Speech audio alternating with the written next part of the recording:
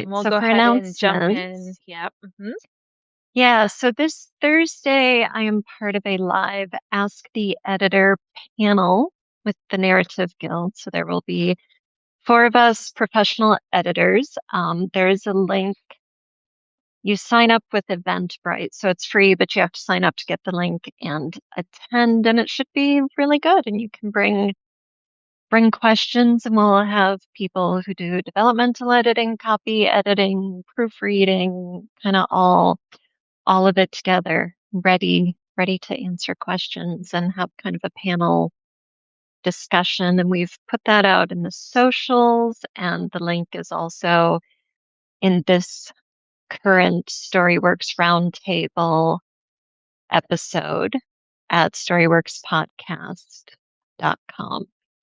Yeah. The other So, thing you can do is just Google Narrative Guild Ask the Editor, and it does pop right up under Eventbrite. So there you yes, go. that's the other the other option. Sorry, I don't have the link to put in the chat. The link I is don't. it's pretty long too, because it's like one of those Eventbrite Eventbrite. slash TFRM, like it's got all the letters and Yeah. numbers after it. So it's better to just, like she said, go to the podcast episode, or you can just Google Narrative Guild Ask the Editor. So Yes. cool. And that's Yep. this Thursday, May the That's May the, what do we say, 7th? Because now I've turned my 7th. Yeah. calendar pages. I'm counting days. Today it's the 4th. I know. May the 7th. May the 6 p.m. 7th, Central. 6 p.m. Central. Yeah, and I will put the link in Substack when I publish this Ask Alida as a post. So when this video goes into a post, I will also publish the link there. So that's 3 ways to find it. There you go. Hopefully not too confusing. Yes. And All then, right. of course, we will have Ask Alida again, actually the 1st of June next month. So that will be that. Awesome. Yep. June 1st. Man, it's coming right along this year. I know. All right. Well, as per usual, I have an opening question. So we'll dive into something kind of fun and light, and Okay. get to know Alida-y. Plugging in my charger because I was like, oh, look, it would be bad to drop my off phone has decided. Yep. All right. In your opinion, when you're reading a book, what takes it from a good book to a great book, moves it up the shelf for you? Prose, quality of prose. You know, there are a lot of books that I don't finish. I can't be bothered to read them because they aren't engaging me enough. The stories aren't interesting enough. The characters aren't alive enough. It's just kind of been there, done that feeling, right? So that would be mediocre. A good book is a book I'm going to enjoy reading. It's a fun ride. It's pleasurable. It's not a waste of time. It's not necessarily super memorable, you know? So one that is really a great book is something I'm going to start reading it, and then I'm going to be like, oh, I'm going to pay attention to this because this is moving. This is beautiful. This is, you know, firing on a lot of different levels with the story, you know, the characters and the plot, but also the narrative quality, the emotional resonance. It's making me think. So that's a great book. It's got to do a lot. Yeah, I agree. The details matter at that point. Yes. Yeah. Yep. Yeah, it gets me to slow down. Slow down, dig in, and then recommend, right? Because those are the books that you say, oh, you should read this. I want to know how it makes you feel. Yes. Yeah. And they're the books I like to teach as well. You know, yeah. Makes sense. Because there's a lot to really expound upon. There's a lot to dig into and explore and learn from. Yep. Definitely. All right. Well, I brought a craft topic, but as usual, Kristen or anyone else watching, if you guys have questions, drop them in. This is kind of a follow up to last month where we were talking about crafting a character arc because we got a little bit into some problems with character arcs. And one of them that Alida said was agency. And we didn't really get to dig into agency. So I would love to do that because that's something that I feel like comes up again and again as I'm reading. And these are the books that I don't finish, is the ones where I say, this character is not doing enough. So I thought that would be a fun thing to talk about. What is agency, character agency, and why is it important? And does it only for your protagonist and your antagonist, or is it for other characters as well? Hmm. Okay. What is agency? Agency is basically your protagonist making choices, taking action that then affects the plot. So if your protagonist is passive, is being, you know, thrown about by the current and not actually rowing the boat, then they don't have agency. They lack agency. And you see that a lot when things are happening to and around the character, and the character isn't responding to the events of the story in a way that then shapes the trajectory of your plot, right? So, and this can be subtle. So we aren't waiting for the major plot points that really turn things on their head to see agency demonstrated. We should see it throughout at all levels of stakes and tension with our protagonist. So that's basically what agency is. You know, you are the center of your own story. Don't be passive. So, and then the next piece was, is it just for the protagonist and antagonist, or was there something in the middle? Mm-hmm. No, that was good. But before you get there, I want to talk about Hmm. reactivity because I feel like there's a push where you say, oh no, my character's reacting too much. But it's not that they can't react, it's the way that they react to the situation that they're in, correct? Yes.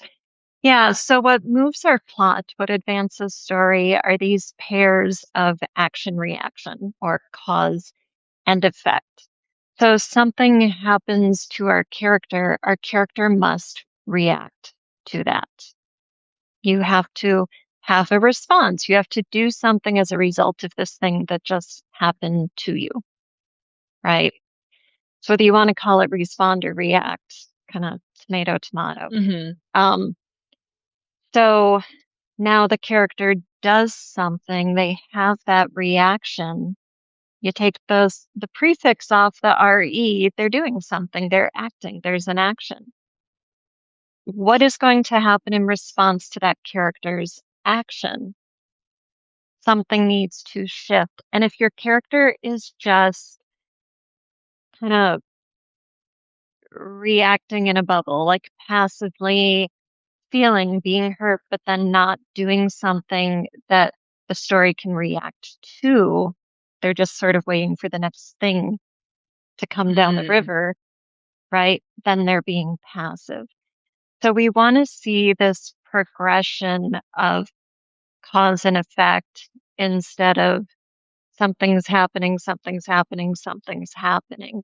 And if you can't create those causal links in your story that, um, your character is at the center of, then you're going to have a passive protagonist. right. Yeah, and Kristen said it can be related to Nicey-Nice, I bet. Yes. Yes. Oh, the comments are not moving for me, but okay. I'll just let Sometimes I have Catherine to go manage that. push a button. They do sometimes Aha, freeze. there we go. Yeah. Yeah. Yeah, it can totally be related to nicey nice. Yep. If you're being too nice to your character, if you're thinking about your character being too moderated in responses to like we would be in the real world, where we have a lot of social constraints and we're always thinking ahead and, how would this play out and stuff, then you're sort of putting a straitjacket on your protagonist, and we don't want that, right? We need the things that happen to be properly dramatic for your story, and we need the characters' reactions to be properly dramatic for the story and not too moderated. Um, Yeah. yeah, definitely a possible connection there. Well, and Yes. I think too, if you're being too nice to your protagonist, maybe you allow other characters to take the consequences or to react or, move forward in order to avoid your character having to deal with those consequences as well. Yes. And then the other characters end up being the ones who shape the story instead of your protagonist. And that's what we want to avoid. Yes. So, in terms of is agency just for the protagonist and antagonist, in a sense, yes. I mean, I wouldn't want to say that as a blanket statement and have people only think about agency in terms of the protagonist, but our protagonist is our vehicle through the story. It's the character we have emotional resonance with, the one we're invested in. So, yes, we want other characters to be active and we want their choices and actions to advance the story. But if they're a supporting character, then that's fine as long as it is contributing to the main thrust and our protagonist's journey, right? So it's got to be an interplay, Hmm. but always centered on the protagonist.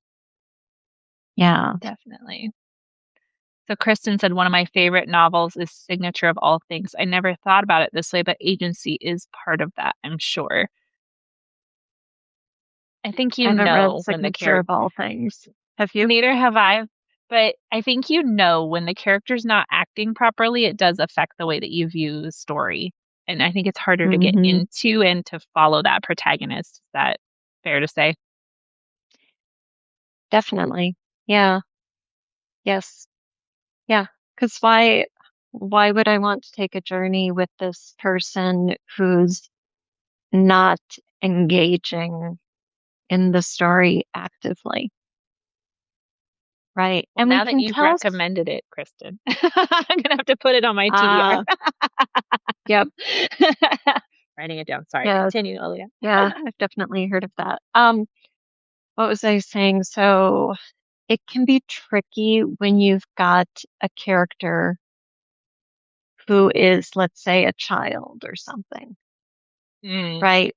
That's a protagonist who, by nature of this character's being circumstances, right, can't have full agency. So then we've got to find ways to make certain that our character is expressing choices that have consequences that drive the story forward, even while being in a set of circumstances that limit power and limit freedom, right? right. That's Yeah. why you talk about young adult novels and things where the parents need to be gone. Get the first step, get the Well, parents out of the room. yeah. I mean, that is the first rule of children's literature is get rid of the parents, right? Because parents control children's lives and they regulate them. And you can't have an adventure where children are up to all kinds of shenanigans if the parents are tucking them in bed and all of those other things. And like a good adult example is something like One Flew Over the Cuckoo's Nest. You've got characters in an institution, it's highly regulated. There are people who crack down, or, prisons, or there are all sorts of situations we can think of where someone's agency is limited. And yet those stories are powerful because we invest in a character who is making choices within those confines, which then shapes their fate, right? Mm-hmm. Yeah, for sure. Yeah, I'm just thinking of the final, the end of One Flew Over the Cuckoo's Nest. I'll reference the movie because that's what's vivid in my mind right now. Jack Nicholson is punished with a lobotomy. He won't go along. He won't be passive. He won't just play by the rules. So they lobotomize him. So now he is truly without any agency, right? And so what happens? Why is that ending still satisfying? Because Chief rips out the water fountain, throws it through the window, breaking the bars, shattering bricks and stuff, and goes out and runs off. So it's like all of that energy and power that Jack Nicholson's character was carrying, that was driving the story, that was engaging all of the other characters around him in this environment, got transferred when Chief, the super stoic, nonverbal, like guy who just sits there, it kind of transfers to him, right? That was his breaking point, and he does something. And it's this move toward freedom. Yeah. And Kristen says, powerful, poignant novel. Yes. Mm, hmm I'd like to move on to the correlation between character motivation and character agency, or maybe character agency and character arc. I Like, wonder if how do my those hair is like scraping against my earbuds or something. I'll try to possible? get my hair back. I don't know. We'll see if that helps. Okay, repeat your question. I was doing hair maintenance. No, you're good. Kind of that interweaving between, or the correlation between character motivation, character arc, and agency, and how they support one another. Hmm. Yeah. Yeah. Okay. So motivation, there are levels of motivation, right? And on the surface level, it's kind of what is in the moment. Like, I'm hungry, I want dinner. That's very surface, right?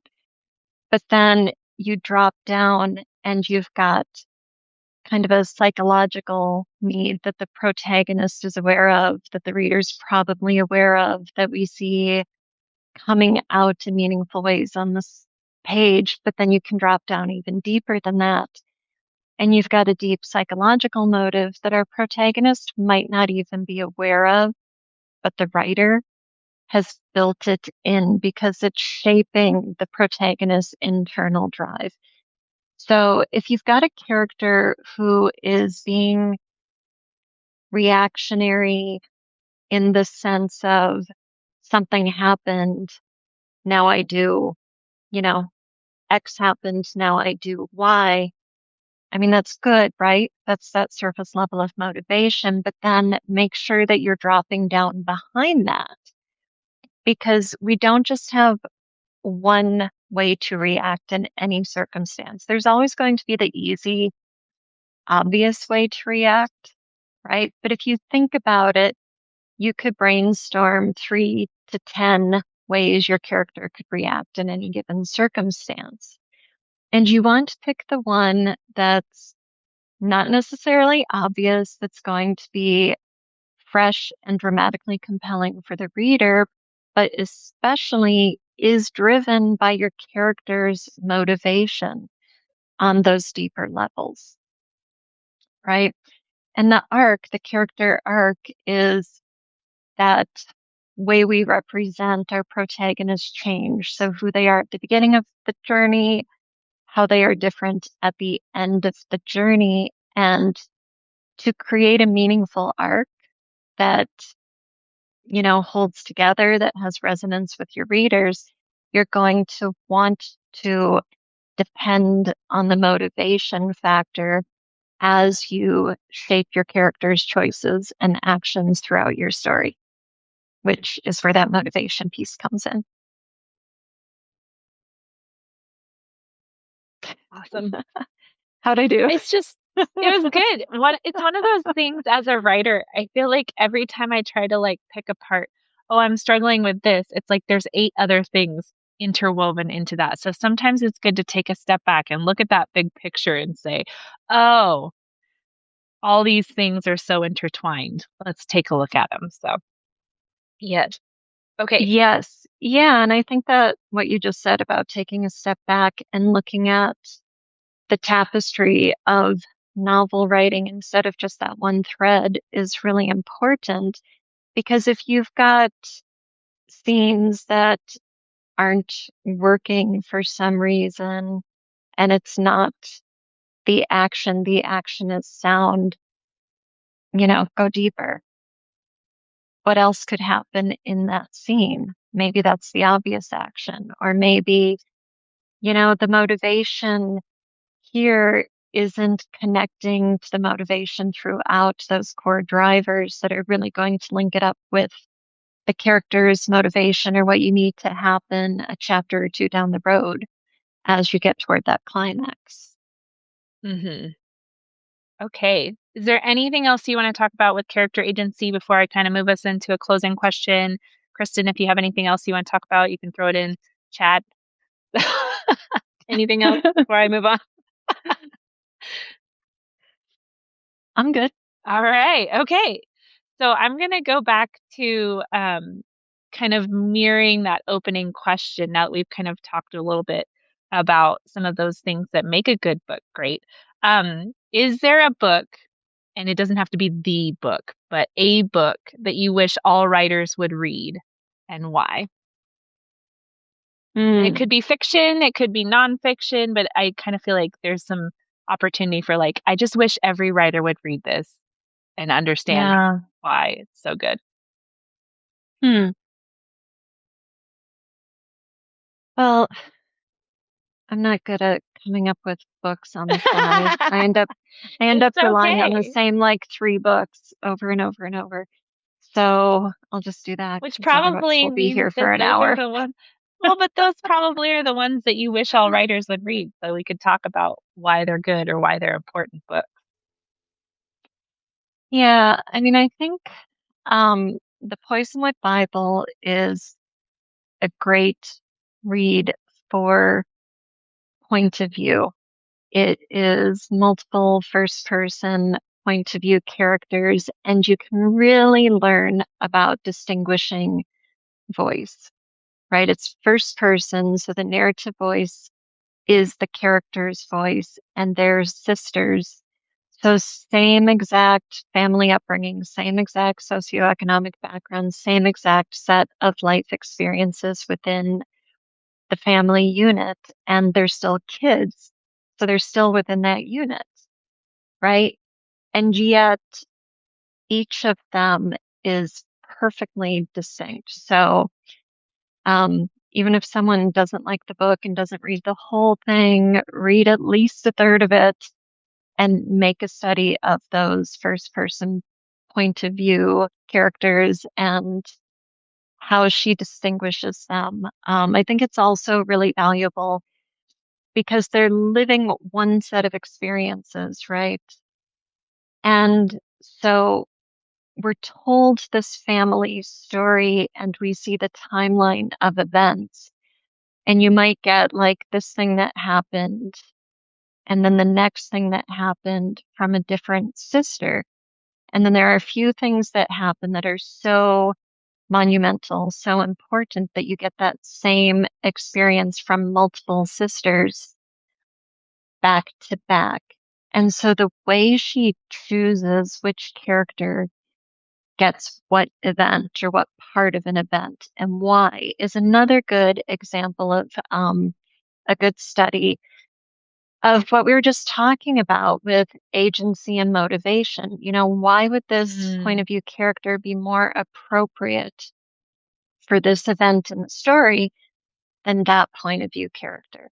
Why not just make one sister the protagonist and tell the whole story from one point of view? So you can, reverse engineer, look at what's on the page and think about why those choices were made and assess them. So I think that is really worth reading. Uh, yeah, I think that's a lot. Point of view is a lot. yeah. Yeah. Definitely. Hmm. All right. Kristen said, what about a novel like Gilead, which I love? What is the agency there in that quiet life? So I haven't read that one, but Yeah, I think I have that one. I might have lent it out to somebody before I finished reading it.